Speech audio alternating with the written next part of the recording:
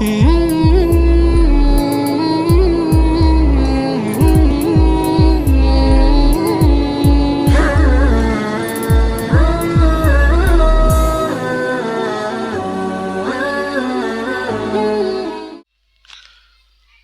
باللہ من الشیطان الرجیم بسم اللہ الرحمن الرحیم وَلَقَدْ خَلَقْنَا الْإِنسَانَ مِنْ صَلْصَالٍ مِّنْ حَمَإٍ مَّسْنُونٍ وَالْجَانَّ خَلَقْنَاهُ مِنْ قَبْلُ مِنْ نَارِ السَّمُومِ وَإِذْ قَالَ رَبُّكَ لِلْمَلَائِكَةِ إِنِّي خَالِقٌ بَشَرًا مِّنْ صَلْصَالٍ مِّنْ حَمَإٍ مَّسْنُونٍ صدق اللہ العظیم۔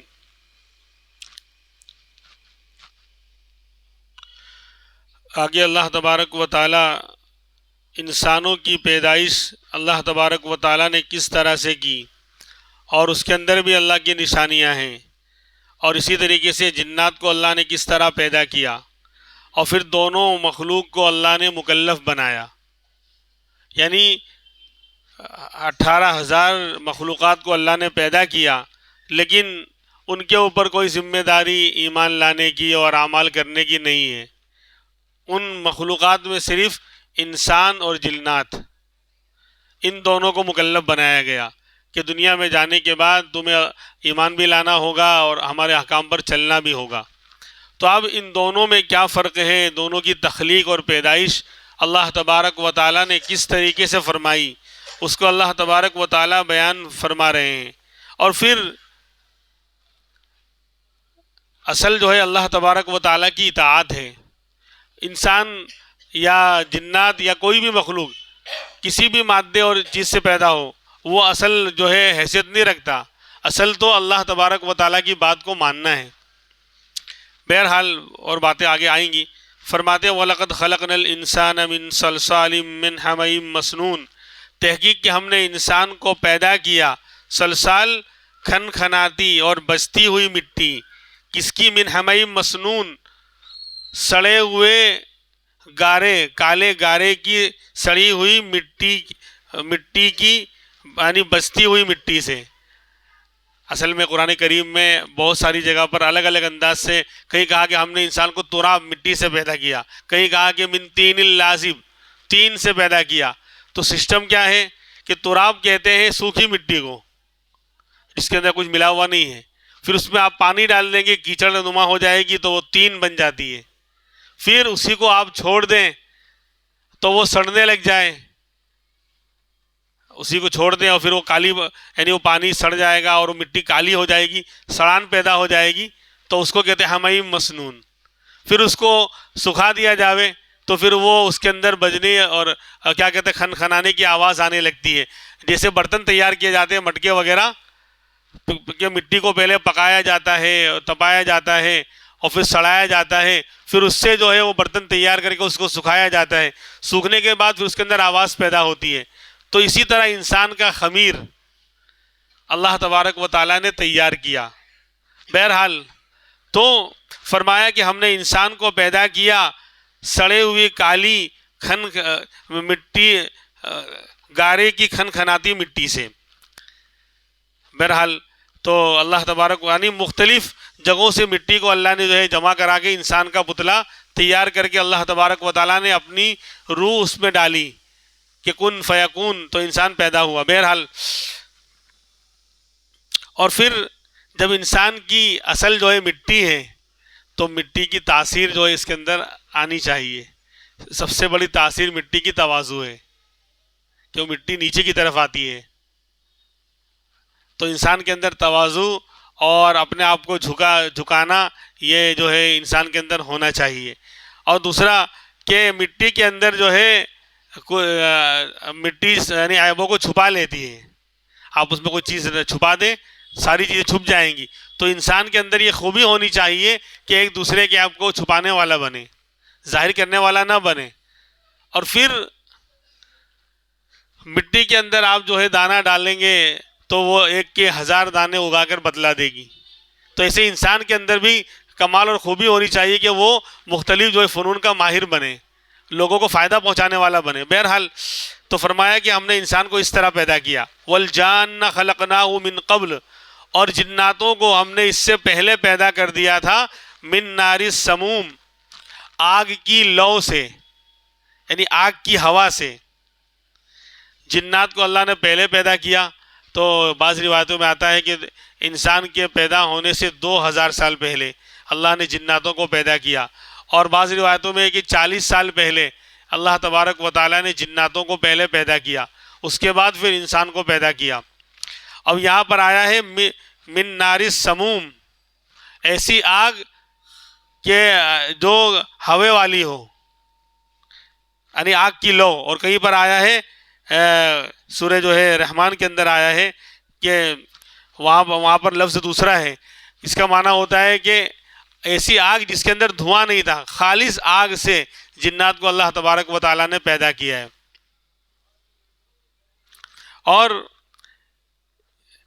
اس کے بارے میں لکھا ہے کہ جنات کا سردار، اس کا نام سومی جنات ابو الجان جو تھا، جسے ابو البشر اور ابو آدم جو ہے آدم علیہ السلام ہیں، تو ایسے ہی ابو الجان وہ سومی اس کا نام لکھا ہے، سب سے بڑا جو ان کا سردار تھا جنات کا۔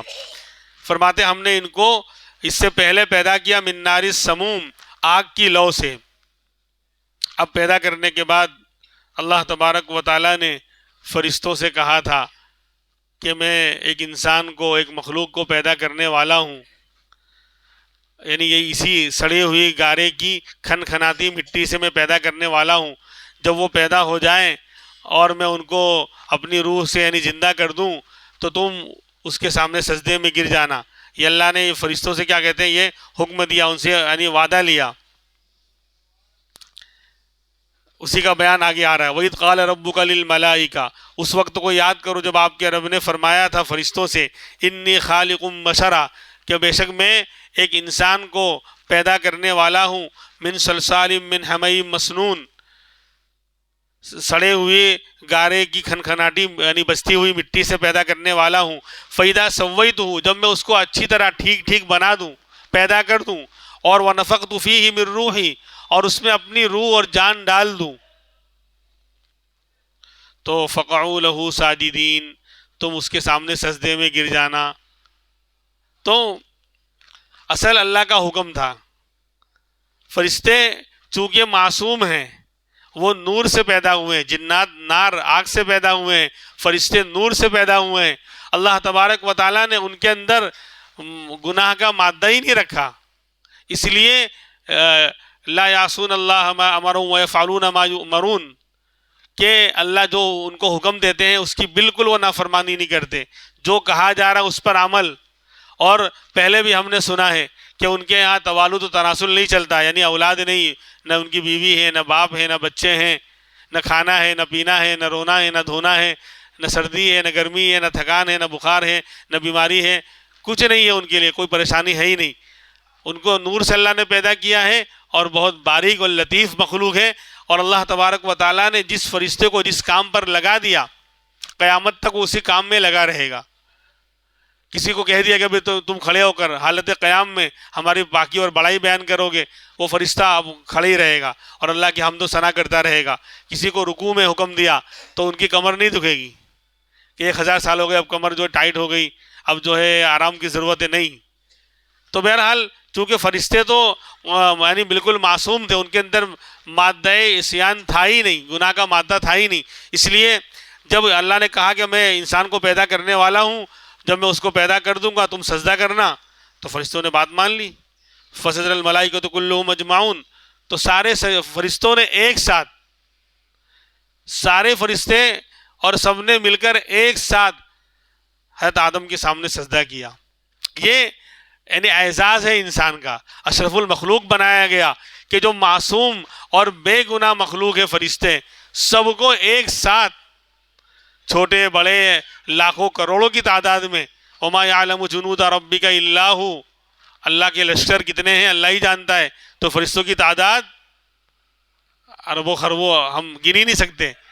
کیونکہ ایک روایت سے اندازہ ہوگا کہ جس طرح ہمارا قبلہ کعبۃ اللہ ہے، بیت اللہ ہے، ہم اس طرف نماز پڑھتے ہیں اور وہاں جا کر طواف کرتے ہیں عمرے کا اور حج کا، تو اسی کے اوپر اللہ تبارک و تعالیٰ نے پہلے آسمان پر بیت المعمور بنایا ہے جو فرشتوں کا قبلہ ہے اور کعبہ ہے، وہاں فرشتے اللہ کا طواف کرتے ہیں، جس طرح اس زمین پر مکہ میں بیت اللہ کا طواف انسان کرتے ہیں، اور یہ وہ عمل ہے جو 24 گھنٹے کنٹینیوز مسلسل چلتا رہتا ہے، کبھی رکتا نہیں۔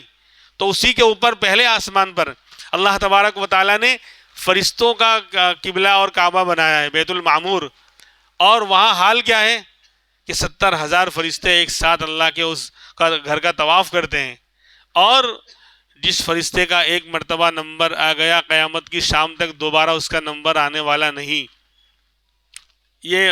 یہ بات میں نے اس لیے پیش کی کہ آپ اندازہ لگائیں کتنی بڑی تعداد ہے فرشتوں کی، یعنی ایک مرتبہ نمبر آ گیا تو اب قیامت تک دوسری مرتبہ اس کا نمبر طواف کرنے میں نہیں آنے والا، اور یہ طواف کنٹینیوز 24 گھنٹے روزانہ چل رہا ہے، تو اندازہ لگاؤ کتنے فرشتے ہوں گے۔ تو بہرحال سارے فرشتے ایک ساتھ آدم علیہ السلام کے سامنے سجدے میں گر گئے، یہ اعزاز بخشا گیا، مسجود ملائکہ بنایا گیا انسان کو، یعنی فرشتوں نے سجدہ کیا۔